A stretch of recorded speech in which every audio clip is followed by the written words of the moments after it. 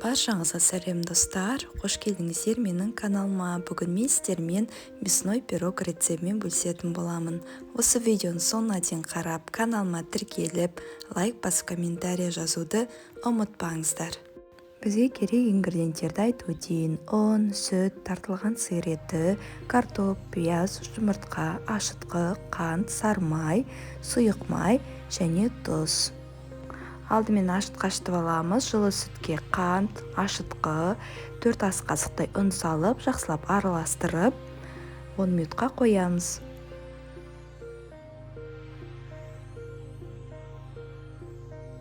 Ашытқымыз ашыды, жұмыртқа, сары май, тұз салып араластырып,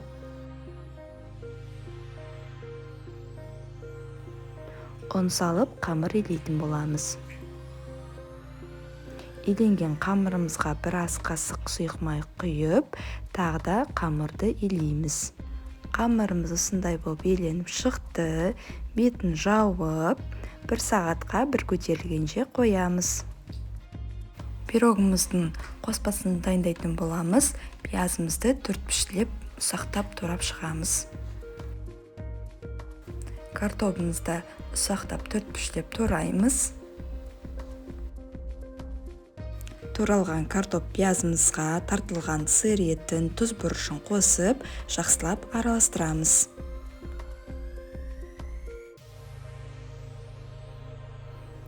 Қамырымыз осындай болып көтеріліп шықты. Нан тақтайға ұнымды сеуіп, қамырымды салып қойдым. Қамырымызды 2 бөлікке бөлеміз. Бір бөлігі кішкентай болу керек, екінші бөлігі үлкендеу. Қамырдың үлкендеу бөлігін оқтауымызбен жайып аламыз. Жайылған қамырымызды майланған противенға осылайтып салдым. Енді қоспасын үстіне салып шығамыз. Қамырдың кішкентай бөлігін оқтауымызбен жайып шығамыз. Жайылған қамырымызбен үстінен жауып шығамыз.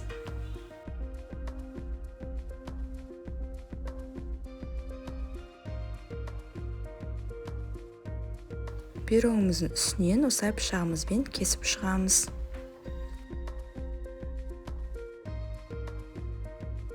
Жұмыртқаның сарысына 2 ас қасық сүт қостым.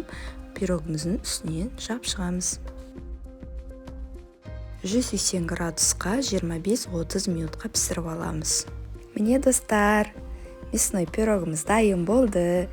Осы рецептпен міндетті түрде дайындап көріңіздер. Видеоны соңына дейін қарағаныңыздар үшін көп-көп рахмет. Сіздермен болған Гүлсезім.